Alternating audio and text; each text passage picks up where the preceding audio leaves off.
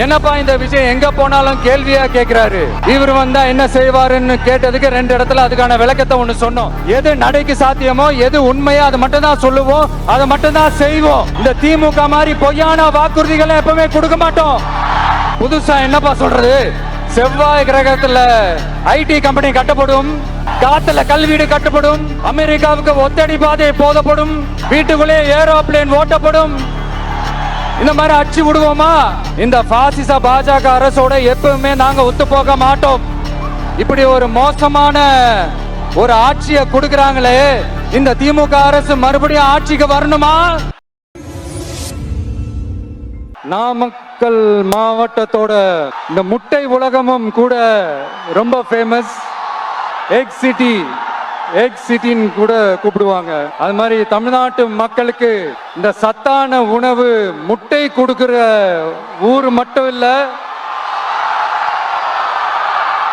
தமிழ்நாட்டு மக்களுக்கு உணர்ச்சி ஊற்ற மண்ணும் கூட. 2 வரிகள் சொன்னா உங்களுக்கு ஈஸியா கனெக்ட் ஆகும். தமிழன் என்று சொல்லடா, தலை நிமிர்ந்து நில்லடா. விஜயகாந்த் சார் சொன்னாரு. ஆனா அண்ணன் கேப்டன் அவர்களுக்கு மட்டும் இல்ல, நமக்கும் சேர்த்து எழுதின இந்த வரிகளை யார் எழுதினது தெரியல. நாமக்கல் மாவட்டத்தை சேர்ந்த மேகனூர்ல பிறந்த நாமக்கல் கவிஞர் திரு ராமலிங்கம் பிள்ளை தான், அவர்கள் தான். தமிழ்நாட்டு மக்களுக்கு இந்த இடஒதுக்கீடு உரிமையா வழங்கினதும் இதே நாமக்கல் மாவட்டத்தை சேர்ந்த திருச்செங்கோடு பகுதியில் இருக்கிற ஒருத்தர் தான்.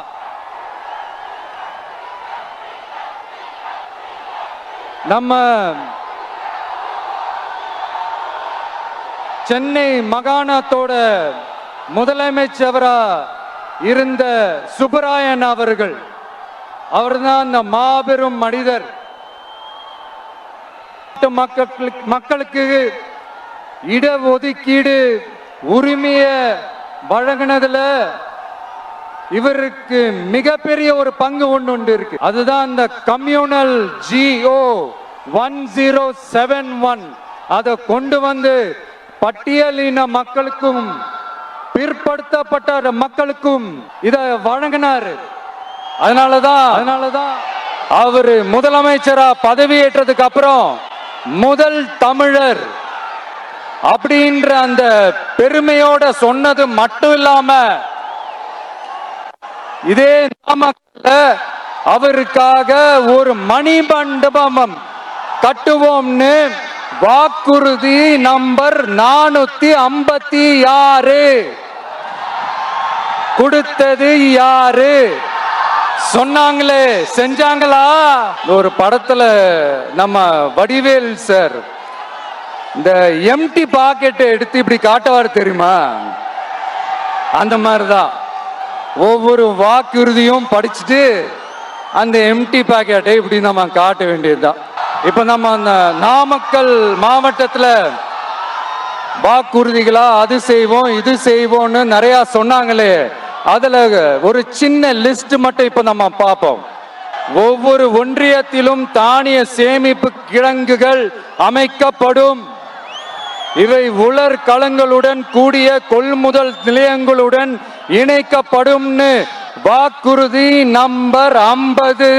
கொப்பரை தேங்காயை தமிழக அரசே கொள்முதல் செய்யும். அதிலிருந்து தேங்காய் எண்ணெயை உற்பத்தி செய்து நியாய விலை கடைகள் மூலம் விற்பனை செய்ய நடவடிக்கை எடுக்கப்படும். வாக்குறுதி நம்பர் 66. நியாய விலை கடைகளில் நாட்டு சர்க்கரை, வெல்லம் ஆகியவற்றை விநியோகம் செய்ய நடவடிக்கை எடுக்கப்படும். வாக்குறுதி நம்பர் 68. இதெல்லாம் சொன்னாங்களே, செஞ்சாங்களா? இப்ப நம்ம நாமக்கல் மாவட்டத்துக்கு வருவோம். ஒரு நாளைக்கு 5 கோடி முட்டைகள் உற்பத்தி செய்யப்பட்டு உலகம் முழுவதும் ஏற்றுமதி ஆகிற இந்த நாமக்கல் மாவட்டத்தில் அந்த முட்டைகள் வீணாகாம பாதுகாப்பா வைக்க முட்டை சேமிப்பு கிடங்குகள் அமைக்கணும்ன்ற அந்த கோரிக்கையும், பாக்டீரியா மற்றும் வைரலாஜிக்கல் பரிசோதனையை மேற்கொள்ள ஆராய்ச்சி மையம் அமைக்கணும்ன்ற கோரிக்கையும் பல ஆண்டுகளா இருக்கு.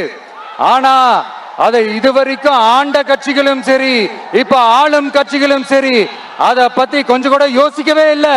அப்புறம் திமுக எம்எல்ஏவுக்கு சொந்தமான ஒரு மருத்துவ கல்லூரியில் நடைபெற்ற கிட்னி திருட்டு, அதுதான் நாடறிஞ்ச விஷயமாச்சு. அத நான் திருச்சியிலே பேசியிருந்தேன். ஆனா அதுல நம்ம நாமக்கலை சேர்ந்தவங்க தான் அதிகமா பாதிக்கப்பட்டிருக்கிறதா சொல்றாங்க. அதிலும் குறிப்பா விசைத்தறியில் பணிபுரியும் ஏழை பெண்களை குறிவைத்து அந்த கிட்னி திருட்டு நடந்திருக்குன்னு சொல்றாங்க. இதுல ஈடுபட்டவங்கள யாரா இருந்தாலும் நம்ம ஆட்சி அமைஞ்சதும் கடுமையாக தண்டிக்கப்படுவார்கள். இந்த கிட்னி திருட்டுக்கு ஆரம்பம் எங்க இருக்குன்னு பாத்தீங்கன்னா கந்துவட்டி கொடுமையில இருக்கு. எல்லா ஊருக்கும் போகும்போது ஒரே விஷயத்தை தான் மக்கள் ரிப்பீட்டடா நம்ம கிட்ட சொல்றாங்க.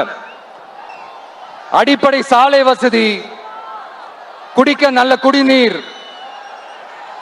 ஒரு நல்ல மருத்துவ வசதி இல்ல, நல்ல டாக்டர்ஸ் இல்ல, பெண்கள் பாதுகாப்பு. இதத்தான் அவங்க கேட்கிற இந்த அடிப்படை விஷயங்கள். அவங்க பெருசா எதுவுமே கேட்கறது இல்ல. என்னப்பா இந்த விஷயம் எங்க போனாலும் கேள்வியா கேட்கிறாரு.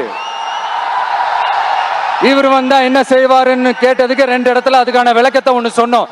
கல்வி, ரேஷன், மருத்துவம், குடிநீர், அடிப்படை சாலை வசதி, மின்சாரம், போக்குவரத்து, பெண்கள் பாதுகாப்பு, சட்டம் ஒழுங்குன்னு இந்த மாதிரி அடிப்படை விஷயங்கள்ல எந்த சமரசமும் இல்லாம கரெக்டா செய்யப்படும்னு சொன்னோம்.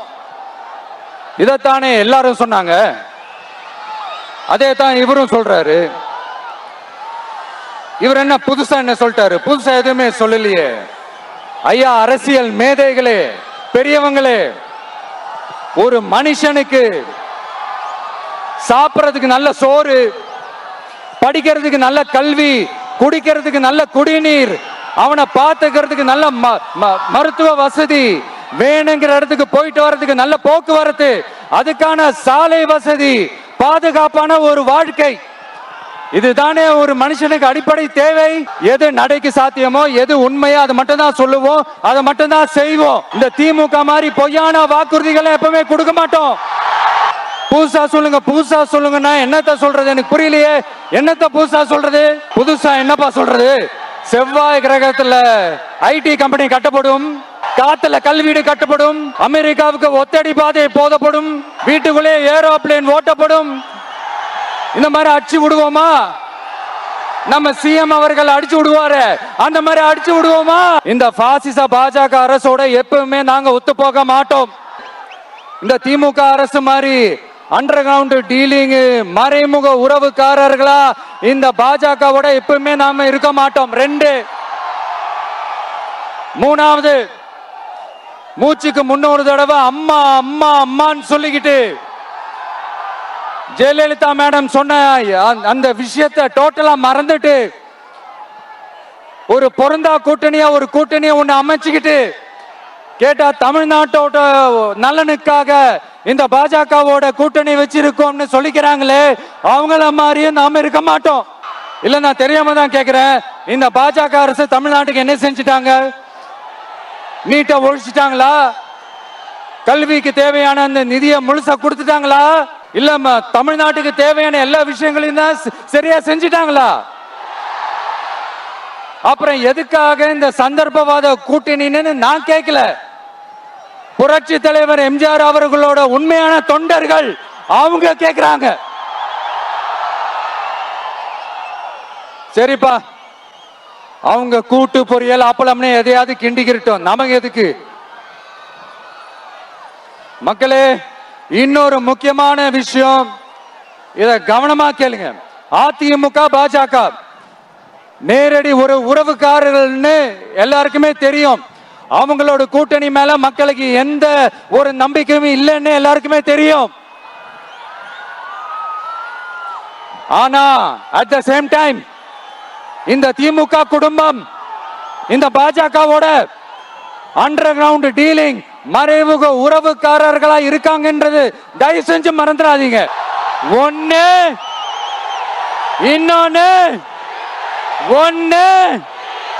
இன்னொன்னு அதாவது ஒண்ணு, மாபெரும் மக்கள் சக்தி கொண்ட எளியோரின் குரலா இருக்கிற களத்துல இருக்கிற டிவிக்கு, இன்னொன்னு கொள்கை என்ற பேர்ல மக்களை ஏமாத்திக்கிட்டு கொள்ளையடிச்சுக்கிட்டு தமிழ்நாட்டை ஏமாத்துற இந்த டிஎம்கே.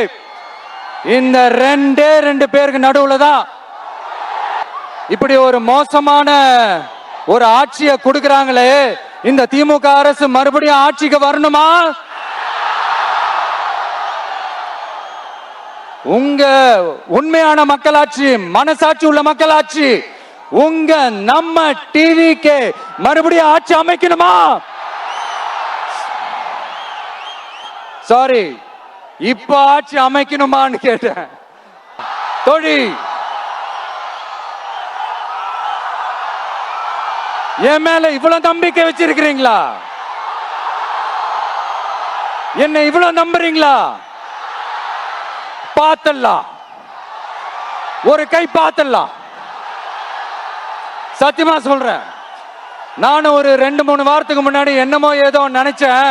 பார்த்தலாம், சத்தியமா பார்த்தலாம்.